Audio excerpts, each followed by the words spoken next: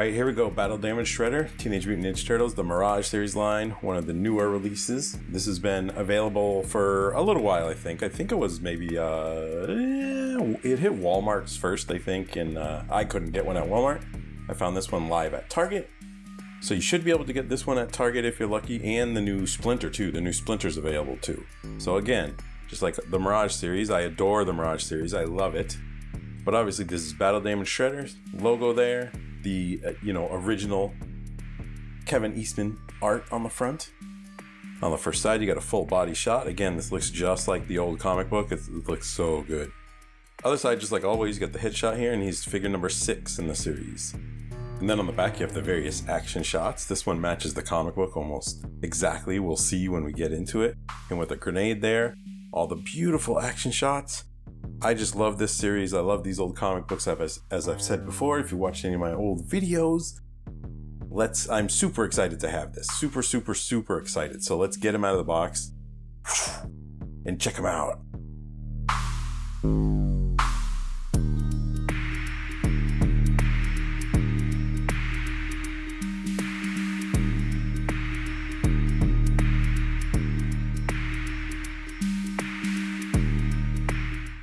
Alright, so Battle Damage Shredder, another addition to the Mirage TMNT NECA collection. And again, like I've said for almost every figure so far, I'm super impressed. This is, like, I'm gonna obviously show pictures of the comic this specifically comes from. And it's eerily, it's like it's through a 3D image jumped off the page, right? The only differences you might see is the different color of the uniform, right? His uniform in the book is definitely more red. It's like a maroonish color, and this is definitely a darker blue of some sort. So obviously, there's repaints down the line, just like Renee and in some of the other characters.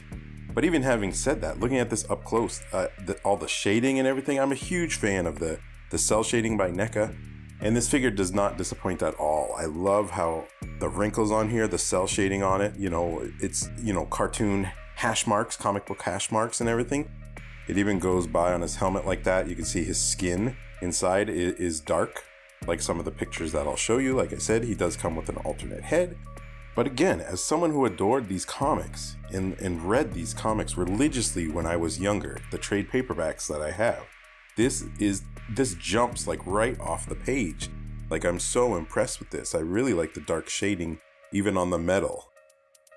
All the different contours, and even, the battle scarring. Obviously, this is Battle Damage Shredder, so it's got a lot of dings and dents on here, and they're sculpted in. They're not just the black, hatch lines or anything like that.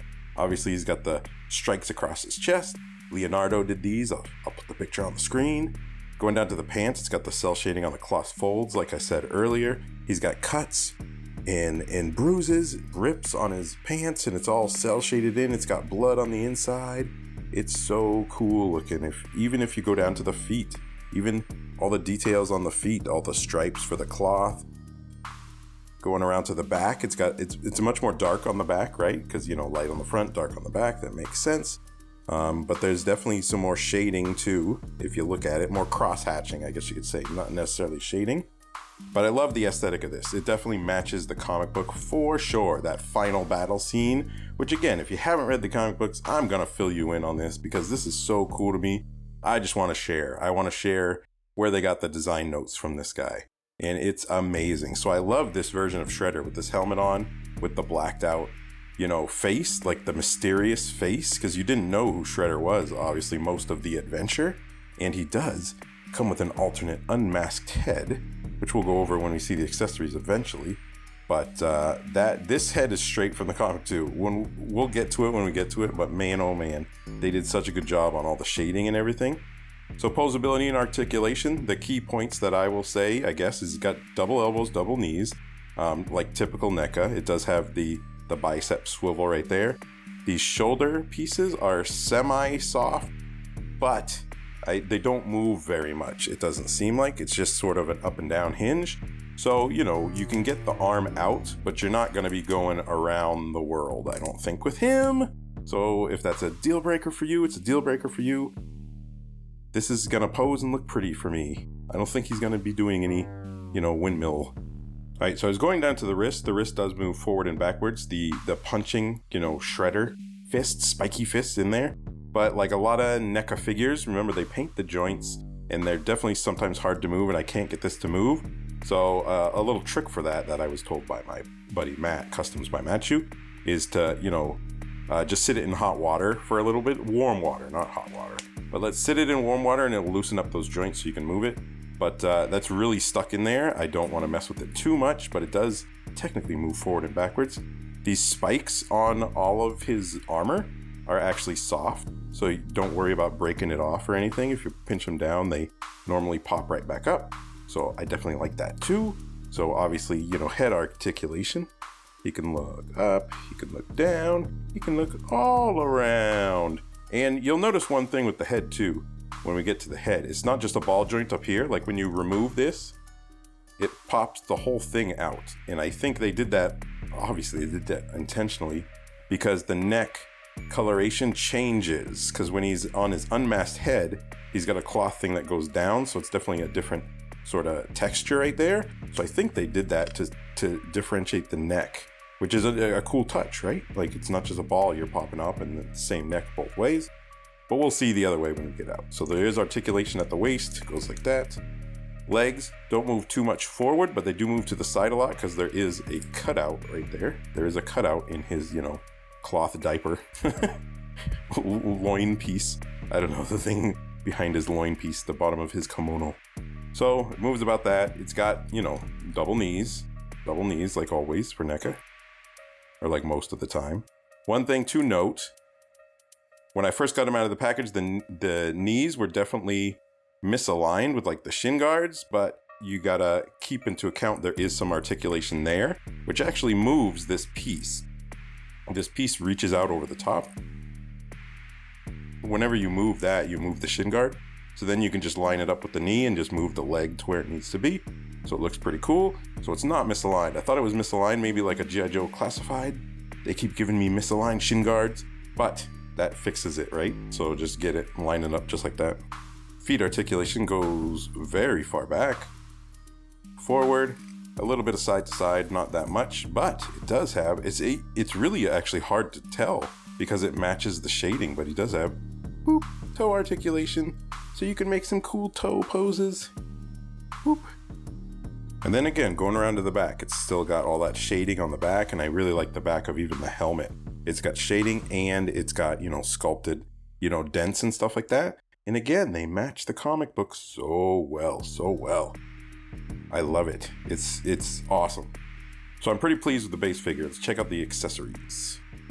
So first things first, here's his alternate head. We'll check out it swapped out in just a second. So again, it's got, a whole different neck here, and it's all black instead of blue. So it's definitely a different texture, different color. That's probably why they did it like this rather than just having a ball.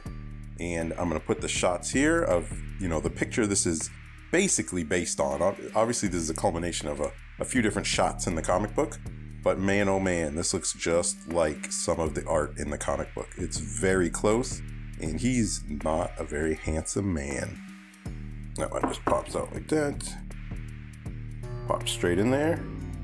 And it does. It looks very good. Like it matches the body, it matches the comic. It definitely fits in to where it needs to fit in. The neck looks really good like this because they went the extra mile and did that alternate neck. So I think this looks very good. This is not something that I would display on the shelf like this. I definitely like the Shredder helmet a little bit more. But man, oh man, that looks good. All right, first accessory he comes with is this little thermal grenade. In the final scene in the comic book, he's getting defeated by the turtles, and he pulls this out to essentially blow them all up. Donatello hits him with the staff, and he falls over the side of the building, and the grenade blows up. And supposedly, that is the end of the Shredder. So that is why this is in there. If you're wondering, it's straight from the comic book. It's straight from the Mirage comic book.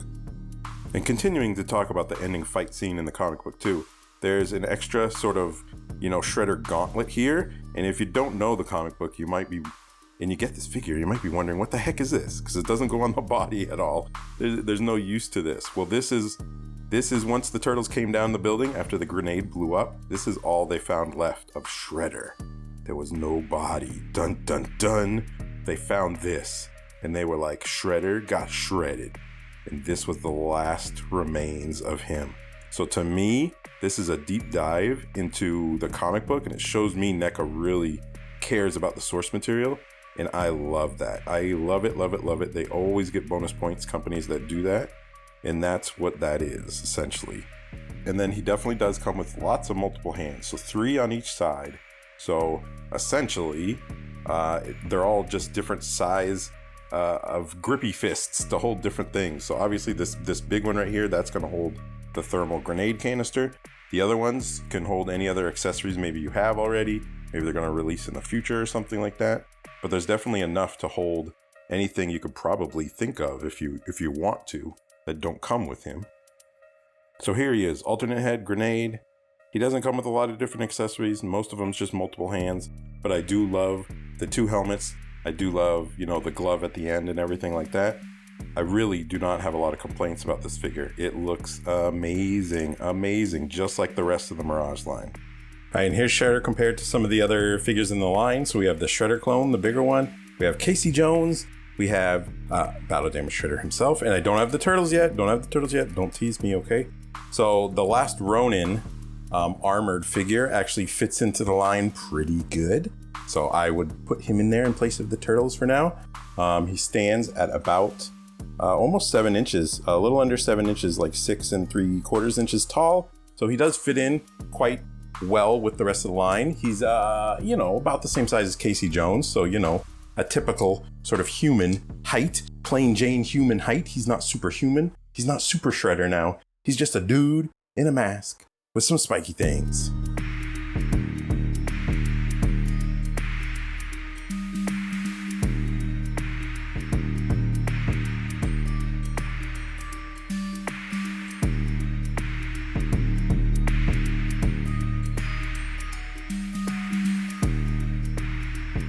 All right, and that's Battle Damage Shredder, number 6 in the Mirage TMNT Ninja Turtle line from NECA. I really, really dig the figure. I hope you like the comparison shots to the old comic books that I showed off in this video. And if you did, please let me know below. I haven't gotten my Mirage Turtles yet. I'm just counting the seconds till I get those. But this is definitely another worthy addition to the line for sure, and I love it. I love the posability. I love the cell shading. I love the likeness to the comic book. I love the detail, attention to detail. I love everything about it. So guys, gals, non-binary pals, peace out and enjoy your plastic.